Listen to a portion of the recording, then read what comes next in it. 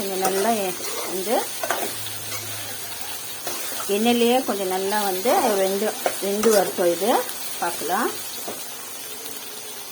நல்லா வெந்துச்சு. இப்போ இந்த மசாலா போட்டுக்கலாம்.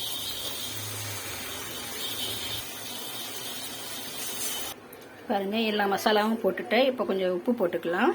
இது நல்லா வந்து பச்சை வாசனை எல்லாம் போன பிறகு நாங்கள் புளி தண்ணி போட்டுக்கலாம். நல்லா இது கொதிக்கட்டும். பாருங்க, நல்லா கொதிக்குது. இந்த முட்டை வந்து நான் போட்டுடுறேன். இல்லை, முட்டை கூட நான் போடுறேங்க. போட்டுட்டு இந்த புளி தண்ணி நான் போடுறேன். உங்களுக்கு எவ்வளோ புளிப்பு வேணுமோ அவ்வளோ போட்டுக்கோங்க. பாருங்க, சூப்பராக இருந்துச்சு. நல்லா வந்து கொதிக்கட்டணும். இது கொதிச்சா ரெடி ஆகிடும் உங்களுக்கு. அவ்வளோதான் ஃப்ரெண்ட்ஸ். இது நல்லா கொதி வரட்டும், பார்க்கலாம்.